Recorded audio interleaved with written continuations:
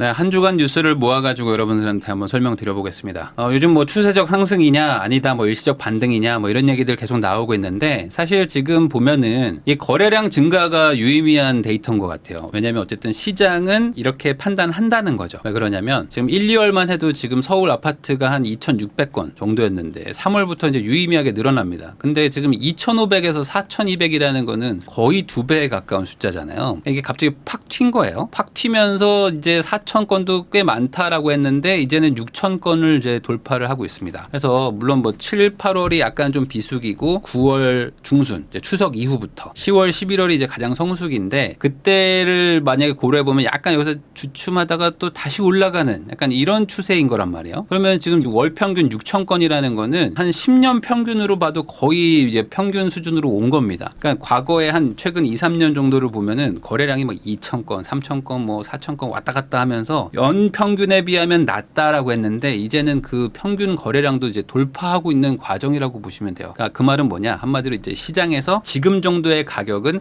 살만하다라고 어느 정도 좀 인정을 했다라고 보는 게 맞지 않을까라고 생각을 합니다. 그래가지고 지금 이런 얘기도 있어요. 그 한때 지금 서울에 뭐 매물이 너무 많다. 그리고 서울에 그 매물이 많은데 사람들이 뭐 거래를 조금 해봐야 뭐 무슨 의미가 있냐 하면서 매물이 많기 때문에 다시 하락한다라는 얘기도 많았는데 사실 매물이라는 거는 제가 몇 번 얘기했지만 집값이 막 엄청 막 급락할 때는 진짜 던지려고 내놓은 매물들이 많았지만 지금의 매물들은 약간 호가로 이제 올려놓고 뭐 이 가격이면 팔고 아니면 말고 막 이런 식으로 약간의 그 배짱 매물들이 좀 많았었거든요. 근데 지금은 그런 거래량이 좀 받쳐주니까 그 배짱 매물들도 확 줄어들고 지금 그래가지고 7월 기준으로 봤을 때 이제 8만 건 밑으로 내려갔습니다. 그러니까 매물이라는 건 사실 들어가면은 또 훅 들어가기도 하는 거죠. 거기다가 요즘에는 이제 가장 최상승기 때 나타났던 배액배상 뭐 이런 것들도 이제 간혹 얘기가 들리고 있고 그다음에 이제 거래 그리고 이제 계약을 하려고 계약서 쓰자고 한 날 주인이 갑자기 변심해가지고 안 썼다더라 이런 얘기들이 지금 시장에서 돌고 있는 상태입니다. 그러니까 지금 하락세라기보다는 좀 상승세로 완연하게 좀 바뀌었다라고 볼 수 있을 것 같아요. 자, 그게 이유가 뭐 여러 가지가 있지만 그 중에 하나가 이제 신생아 대출이었는데 신생아 대출이 실제로 지금 많이들 받고 있고 실제 매수용으로도 많이 받고 있습니다. 그러다 보니까 신생아 대출이 집값 올렸다. 뭐 이게 원인이다라고 얘기를 하는데 이런 얘기가 있어요. 서울은 9억 초과 거래가 태반이다. 그러니까 서울은 어차피 9억을 넘는 집들을 많이 샀기 때문에 신생아 대출은 이제 9억이 한계죠. 이것 때문에 올라간 게 아니다. 뭐 이런 기사들도 있습니다. 근데 저는 뭐 이거에 그렇게 동의가 잘 안 되는 이유가 뭐냐면 이런 기사를 보시면 될 것 같아요. 뭐냐? 서울 전세금 들고 경기도로 갔다. 이게 무슨 소리냐면 생애 첫 집 마련 어디 했냐? 대부분 이제 경기를 많이 했다는 거예요. 집값을 기준으로 봤을 때 6에서 9억대를 많이들 살려고 합니다. 신생아 대출이 워낙 이자가 싸니까. 근데 이 6에서 9억대로 괜찮은 집을 살려고 그러면 서울은 없거든요. 그러다 보니까 자연스럽게 경기도를 많이 사러 가는 거예요. 그래서 경기도 가면은 이제 뭐 30평대들은 뭐 괜찮은 거 살 수 있고 20평대로 내가 조금 줄이기만 하면은 9억이면 거의 신축급도 막 삽니다. 그러다 보니까 경기도로 많이 갔어요. 그러니까 어떻게 됩니까? 경기도에서 집을 샀다는 거는 경기도에 집을 소유하고 있던 분들은 집을 팔았다는 거잖아요. 그럼 이 사람들이 팔아가지고 뭘 했겠습니까? 당연히 서울로 갔겠죠. 그러니까 지금 서울에 9억 초과 집이 샀다는 거는 신생아 특례 때문이 아니라고 하는 거는 이거는 좀 잘못된 생각이지 않을까. 그러니까 경기도에서 집을 사면서 그 사람들이 갈아타기로 서울로 들어오는 것이고 그 사람들이 이제 9억, 10억, 12억 뭐 이런 것들을 산 거죠. 이 사람들한테 9억대에 팔아가지고. 그래서 이렇게 분위기가 한번 딱 타잖아요. 그러면은 가뜩이나 우리나라 사람들은 부동산을 또 좋아하고 특히 이제 수도권 아파트를 사야 되겠다라는 생각이 되게 많은 상태에서 아 역시 수도권인가라는 분위기가 좀 더 공고해질 수밖에 없고 그러다 보면은 이제 점점 더 수요가 늘어나면서 거래량도 좀 늘어나지 않을까라는 추세로 갈 것 같아요. 이게 보면은 역시 부동산 불패해가지고 매년 6.78%씩 상승했다. 그러니까 수도권 아파트 쪽이 유의미하게 많이 오르더라라는 것들을 이제 통계로 뭐 말하는 건데 이게 뭐 등락은 많습니다. 뭐 등락은 많아가지고 뭐 30% 오른 적도 있고 뭐 20% 오른 적도 있지만 반대로 뭐 빠지는 적들도 있어요. 근데 이런 것들을 이제 통계를 내보면은 연평균 6, 7% 된다는 거죠. 연 6, 7%면요 상당히 높은 수준이고요. 그리고 이제 이거는 그냥 단순 투자처가 아니라 이제 필수제. 그러니까 내가 집은 하나 있어야 되잖아요. 그러니까 내가 집을 사가지고 거기서 거주를 하고 있는데 집값이 7%씩 오른다? 근데 대출을 받았으니까 실제로는 레버리지 한 2배 이상 쓰는 거니까 그러면 한 14% 정도 수익률이 막 난단 말이에요. 그러면은 이거보다 더 괜찮은 투자가 어디 있겠냐라고 생각을 할 만한 정도의 수치입니다. 네, 그러다 보니까 이제 강남 아파트 값은 막 전고점 뚫었다고 하고 근데 이러면서 사람들이 이거 너무 고점 아닌가라고 생각들도 드는데 정부에서는 이제 딱히 어떤 규제 시그널은 없어요. 지금은. 그러다 보니까 규제 없다라는 얘기를 듣고 이거 더 가나? 라는 생각들도 하고 있는 상태인 거죠. 전세가 하락 보증보험 요건 강화에 전세보증 사고가 43% 급증했다. 이런 얘기들도 있는데 지금 많은 분들이 이제 빌라 전세 사기만 걱정하시지만 빌라를 임대 주고 있는 임대인들 걱정들은 잘 안 하시죠. 이 빌라 임대인들은 정말 속 타는 것 중에 하나가 뭐냐면 바로 이런 거 보증보험 요건 강화입니다. 특히 이제 126% 룰이라는 게 있는데 원래는 150%였죠. 150% 정도 전세 보증보험을 들게 해줬었는데 공시가격의 150% 이거를 이제 갑자기 급 락을 시켜버리면서 돌려줘야 되는 사람들이 너무 많이 늘어났습니다. 그러다 보니까 이제 자금의 여유가 있는 분들은 돈 돌려주고 뭐 반전세로 돌리고 하지만 많은 분들은 이것 때문에 지금 전세를 못 맞춰가지고 전세금을 이제 토해내는 사람들이 나타난 거죠. 근데 이게 전세 사기 아예 안 돌려주려고 작정하고 있는 분들도 물론 있겠지만 나는 돌려주고 실제로 뭐 정상적으로 이게 임대업을 하고 있는 분들도 정부가 갑자기 이게 여기 이상은 보증 안 해줘라고 해버리면서 거기다 공시가격도 같이 내려가니까 실제로는 이제 전세 시세보다 훨씬 더 낮은 금액으로 보증보험을 들 수밖에 없는 상황. 그러다 보니까 이제 세입자로 들어오는 분들은 가뜩이나 전세 사기가 심하니까 나 보증보험 없이 못 들어와. 그러면 나는 무조건 이 가격 이상은 안 들어갈래. 그러면은 한 순식간에 3,4천만 원을 이제 돌려줘야 되는 그런 일들이 생기는 겁니다. 시세가 1억 5천인데 1억밖에 못 맞추는 거죠. 그럼 5천만 원을 어디선가 구해내야 되는 거잖아요. 그러면서 이제 시세도 막 떨어지고 급매물도 막 터지고 막 하면서 빌라 시세가 막 더 급락하고 이런 일들이 있었는데 이거에 대해서 바꿔달라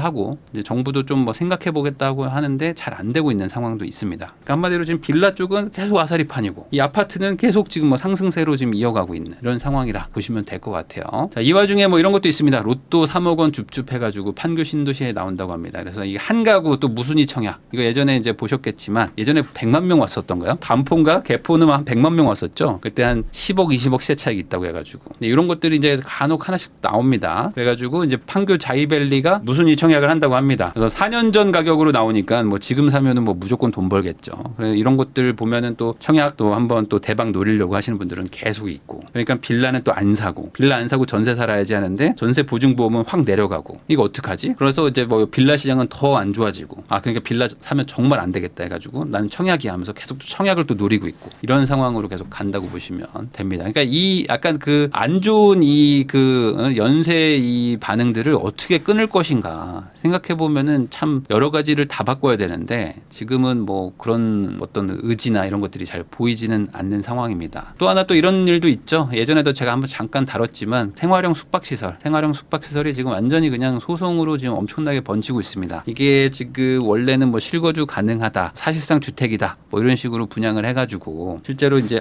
이게 분양가 상한제도 안 걸리고 뭐 대출도 잘 나오고 뭐 주택으로도 안 들어가고 해서 약간 만능 상품이네라고 생각해서 사신 분들, 뭐 속아서 사신 분들이 막 복합적으로 있는데 이런 분들이 지금 이제 막 준공이 다 돼가니까 이거 어떡하지? 이거 지금 이제 주택으로 인정도 안 돼가지고 대출도 잘 안 나오고 그다음에 여기서 이제 뭐 전세 월세 주기도 어려워지는 상태이기 때문에 이 상태에서 야 이거 생숙 나 이거 못 받겠다 해가지고 이 절차의 문제, 이 계약 조건의 문제 이런 것들 가지고 지금 소송이 막 붙고 있습니다. 근데 이제 건설사들 입장에서는 이거 지었는데 잔금 받아가지고 어찌됐든 이거 털어야 되잖아요. 근데 이게 또 이제 막 속썩이고 있다 보니까 가뜩이나 이제 건설 시장도 안 좋은데 이건 또 이거대로 또 지금 힘들고 그리고 여기 이제 걸려 있는 분들은 이거 완전 내 전 재산이 여기 들어가는데 이거 어떡하지?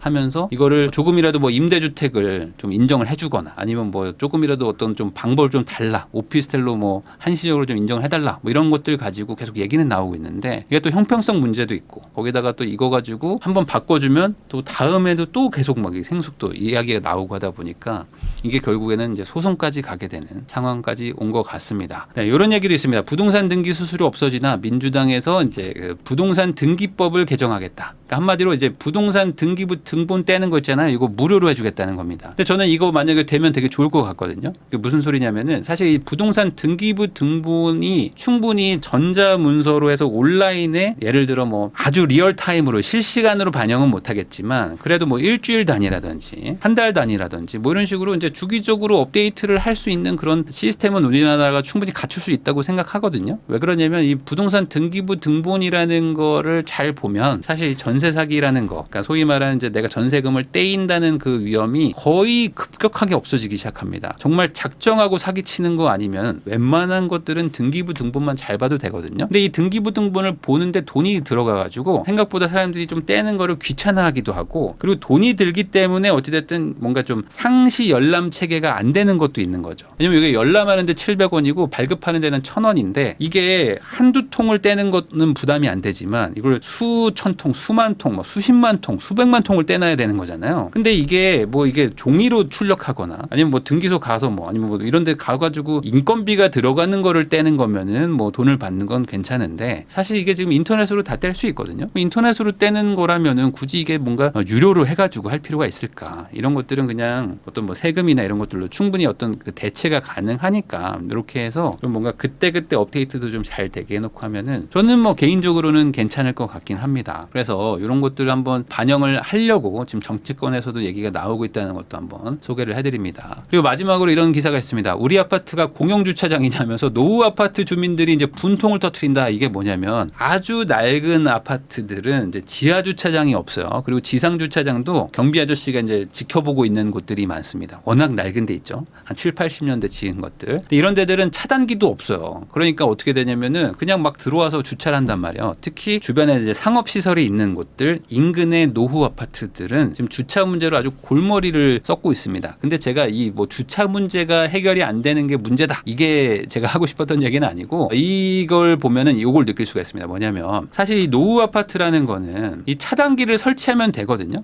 차단기를 설치를 하고 이제 기계를 대가지고 거기에 그 카메라가 다 달려 있어서 번호판 인식 요즘에 잘 되거든요. 그러면 이제 내가 등록을 해놓으면 자동으로 들어가는 거고, 이제 방문객들은 이제 뭐 거주자가 삑삑삑삑 이제 포인트 주면은 이제 자동으로 인식돼가지고 들어가고, 이렇게 하는 게 돈이 그렇게 많이 들지는 않습니다. 요게 뭐 이제 뭐 억 단위, 뭐 1, 2억 단위 정도로 들죠. 물론 입구가 많으면 좀 더 들어가긴 하는데 요 돈도 사실 이런 노후 단지들은 안 내려고 한다는 게 핵심이에요. 그러니까 무슨 소리냐면은 이게 지금 뭐 몇 억이긴 하지만 사실 세대수로 나눠보면은 뭐 몇백만 원 단위겠죠. 몇백만 원 단위고, 그리고 뭐 몇십만 원 단위일 수도 있습니다.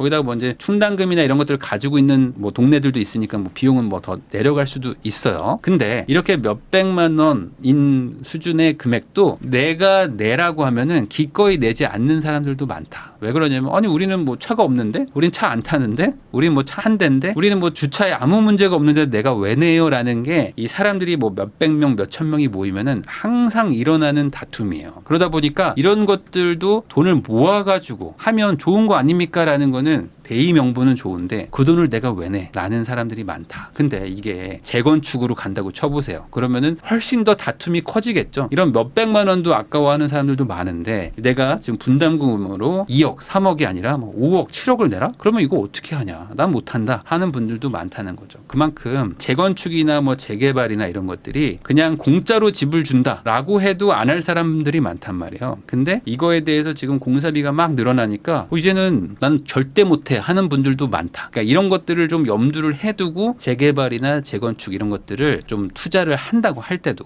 좀 판단하시는데 좀 기준을 세우시면 좋을 것 같다. 뭐 그런 생각이 들어가지고 이런 얘기를 해봤습니다. 이 차단기 하는 것도 주민 동의가 잘 안 되기 때문에 이런 것들도 고려를 해봤을 때 재건축 재개발 쉽지 않을 수도 있겠구나라는 것도 한번 생각해 볼 수 있는 거죠.